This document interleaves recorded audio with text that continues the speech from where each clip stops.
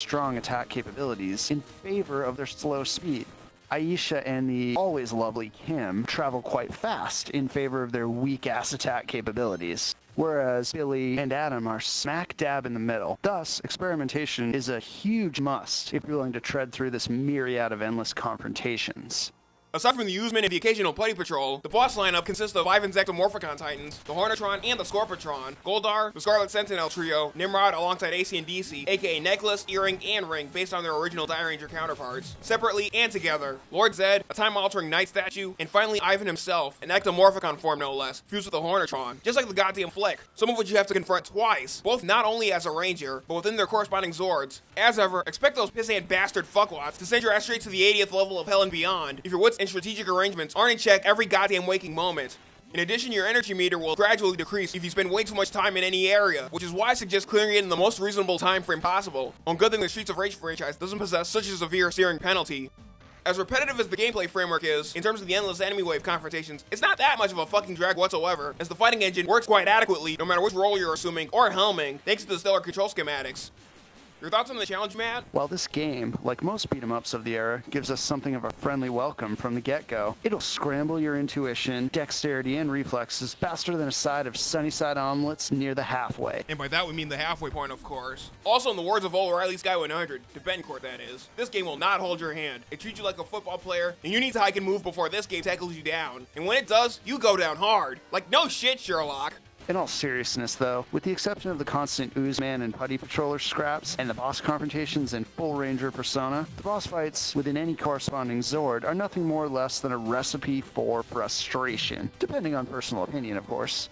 In my case, while I'm more than able to wipe out the Ectomorphicon Titans, as well as the Scarlet Sentinel Trio, without any conflicts whatsoever, Goldar, Lord Zed, and especially the Ectomorphicon version of Ooze, really know how to drive yours truly up the wall at certain intervals, and can seriously go fuck themselves sideways while having their root canals performed at their local dentist, listening to Slayer's Ditto Head.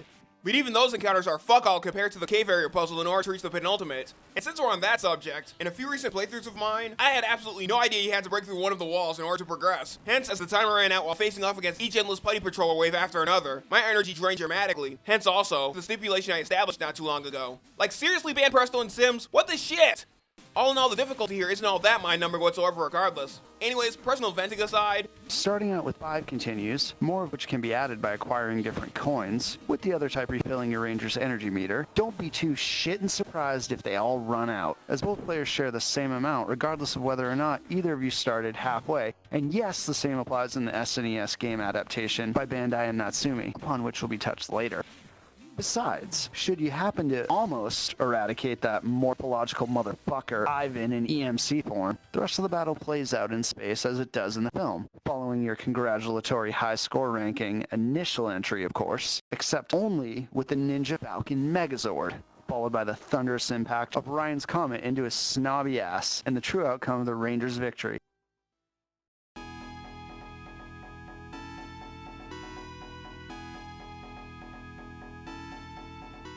After which, who could have guessed? A random segue into the Angel Grove Juice Bar, where Bulk and Skull, the two main retarded-ass bullies from the show, portrayed by Paul Schreier and Jason Narvi, respectively, yammering on about all the shit that went down, to their own fucking theme no less. while our main 6 are laughing it the hell up. Not giving so much as a Triceratops testicles. You know, just another day in the life, but much more than a tie-in. Some conclusion, eh?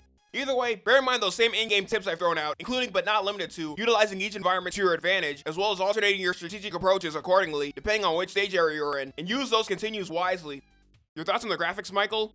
Ben Presto, this time alongside Sims, have truly outdone themselves yet again. Each and every main, supporting, and opposing character alike represent their respective source material counterparts, and that's to be expected from any mid to late console lifespan tie-in. No ifs, ands, buts, or maybes there. The overall presentation captures both the overall storylines of the film and the TV show combined, again like other soon-to-be-discussed adaptations, thanks to the civil liberties it upheld in tandem with the vivid, if again muddled, backgrounds of each corresponding stage area. Hell, even the cutscenes throughout the game are quite reminiscent of their source material elements, which is a pretty monumental fucking achievement, thanks as a whole to their brilliant hue usage.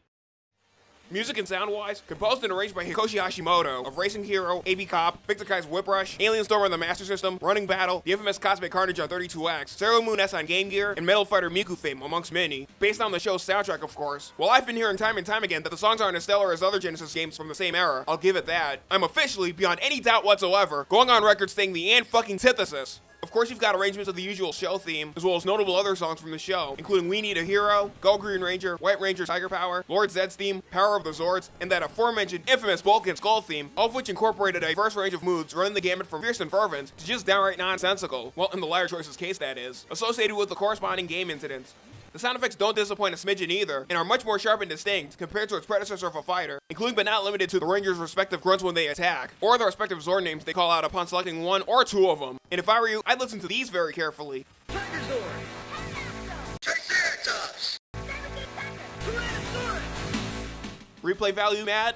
Despite the game's relatively short length, if a tad longer than last time, and due to the puzzle-solving capabilities this game offers, as long as you're capable of looking past the former and buckling down to the mandatory, if somewhat mundane gameplay procedure, you'll be desiring nothing more and or less than to be crawling back into this epic brawl fest time and time again. Therefore, consider your life worth complete jack shit without these two. Well, there you have it, Matt. Nail on the goddamn head. Do yourself a favor and take our most valuable advice, as it won't be restated any further. Oh shit, no.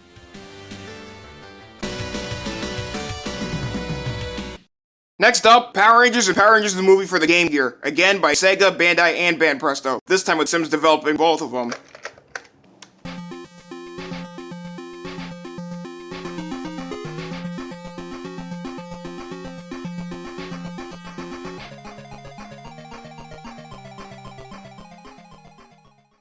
In comparison to the previous two Genesis adaptations we've already discussed, these two are somewhere in the vein of single-plane beat-em-up slash fighter hybrids, both of whose plots reflect on their respective source material elements, except they both feature different casts of adversaries, while retaining the same ones last time around. Just like the first Power Rangers adaptation for the Genesis, the same old Rita summons her minion, thus our heroes counter him, her, or it, after which Rita uses her wand to make that very same minion grow. Thus the hero's Zords are then summoned routine applies in both portable renditions, with the latter featuring Lord Zed and his trusty orb, but with a shit ton of Putty Patroller and or Oozman confrontations applying in the former scenario in each stage, except the latter sub-enemies have their own stage. Upon selecting any of the 6 Rangers, again 5 from the get-go, including Jason, Zack, and Trini, and later Tommy, with the latter featuring Rocky, Adam, and Aisha taking their respective places, your myriads of encounters ensue, revolving around not only said scuffles with the Putty Patrol, but also that incessant, insufferable son of a bitch Goldar stealing the show in later scenarios. Control-wise, the same old D-pad functions for the Genesis fighter based on the show apply here in both versions, in tandem with buttons 1 and 2 for punching and kicking individually. Pushing both buttons simultaneously allows your Ranger, or Zord, or hell, any other character if you're playing in the Versus and or Link modes, the latter of which will be taken up eventually, to perform a special both on ground and in mid-air. The usual Street Fighter-inspired D-pad and button commands also make their resurgence, depending on which character you're playing as. In the latter Fox film-based rendition, however, the bolt next to your character's life bar at the top right corner gradually lights up with every blow you land on your adversaries. Upon flashing, your Ranger and or Zord of choice can pull off an Ultra technique, which can be rather problematic at times, depending on the advanced command inputs being applied. King of Fighters or Street Fighter Alpha much? As far as the traditional enemy lineup, aside from those trademark Humbucket Putty Patrollers and Newsmen, Goldar the Griffin Gimptard, the evil Green Ranger and his Dragon Zord, and especially the usual final confrontation with Goldar's own Cyclopsis, the former portable adaptation of the show features King Sphinx, Nasty Knight, Shell Shock, and Paluticorn, all of which must be faced twice, and again, both as a Ranger and within their corresponding Zords.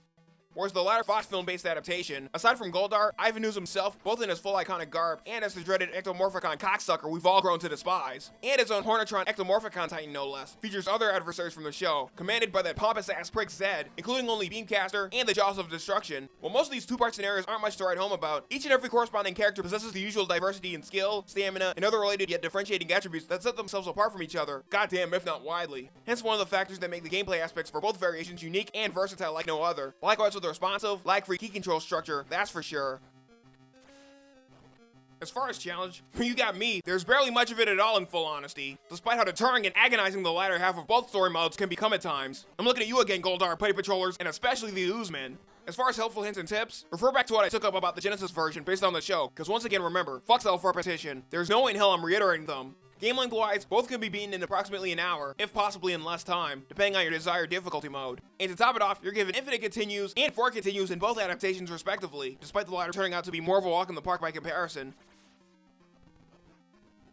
Graphically, while being dramatically scrutinized and dumbed down from the other versions, the presentation for both Game Gear versions are far from complete eyesores, as many might expect, and do more than piss shit and jizz uncontrollably on those of the second fucking rate Game Boy adaptations by Bandai and Tom created in more ways than one. The immense and meticulous detail in the characters, Zord mech designs, cutscenes, and area backgrounds are top-notch as ever, but be prepared to look the other goddamn way in terms of the plausible yet drudging Ranger morphing sequences, as they're always shown at the start of each 2-round chapter, likewise with the Zord formations. Overall, remarkable visuals are fucking remarkable.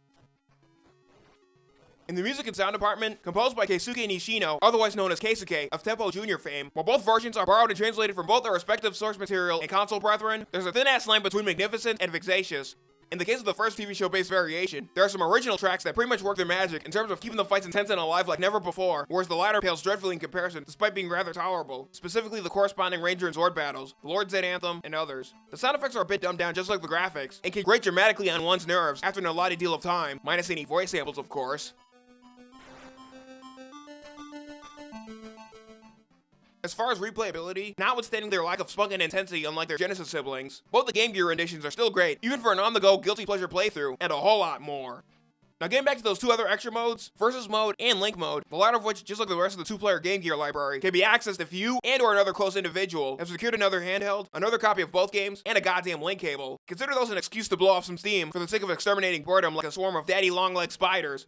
Either way, you'd be off your fucking hinges to even contemplate leaving these two handheld brawl-a-thons out in the blistering cold.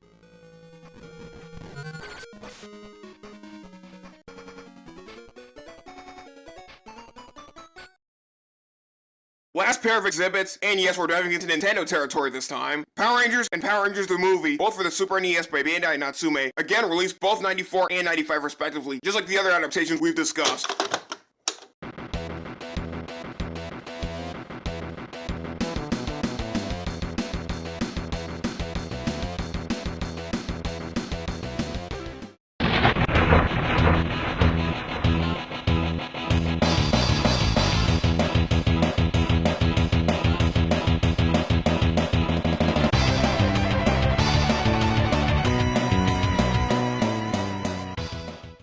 Intended in advance. What do you know? Another unexpected genre deviation from the other adaptations. Bergerson, the 60-bit hero, take it away. Is it morphin' time yet or what? I'm your local 16-bit hero, Ian Bergerson. Much unlike those touched upon earlier, these two Super NES variations are full-on, single-plane beat-em-ups complete with platforming thrown into the mix. Upon selecting one of the 5, or 6 in the latter title, it's off to your first mission, and every single one thereafter, whether recreated from the original show, or conceived especially from the 2 adaptations alone, hence why the latter deviates from the film at certain intervals, splatting those putty patroller pricks senseless, as many might expect, all which appear in different color and weapon varieties, like the Foot Clan from the TMNT, while traveling through perilous-ass hurdles and hazards aplenty. In the former TV show-based rendition, the gray putties are the normal pawns, wiped out with only one hit, whereas the rest of them brandish guns, knives, swords, maces, etc., wiped out with more than one, possibly a barrage of stronger offenses or advanced normal offenses. Likewise, in the latter motion picture-based rendition, other adversaries include weaponized crafts, battle droids, mad scientists, and the like. And even those take very little to a rather substantial, if daunting, degree of effort to dispatch.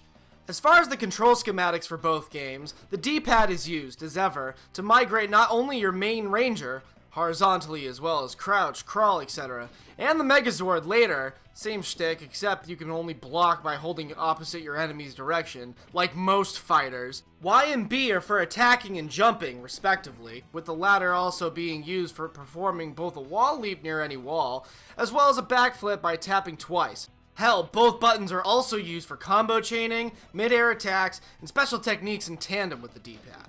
Take note, in the latter Fox movie tie-in, only Rocky and Adam are capable of jump kicking with the exception of everyone else. However, that ability is lost instantly upon morphing. Buttons A and even L and R do absolute piss all whatsoever, except the last 2 Megazord scenes within which L and R are used to make a dash, and X unleashes your Dino Bomb special, only if you're morphed, and Megazord's Power Zord projectiles depending on its attack power level. In the movie-based adaptation, however, All the controls are the same, except LNR lets you Ranger Leap between two parallel planes a la Sync Playmore's That'll be SNK Playmore's Fatal Fury. and X not only allows him or her to perform a special, For example, in Adam's case, move the hell over, Ryu. he or she can also morph at will when A, your power meter's been fully increased after collecting each bolt from all vanquished adversaries along the way, or B, reaching the boss in normal human form like in the former, upon which your life's instantaneously recovered.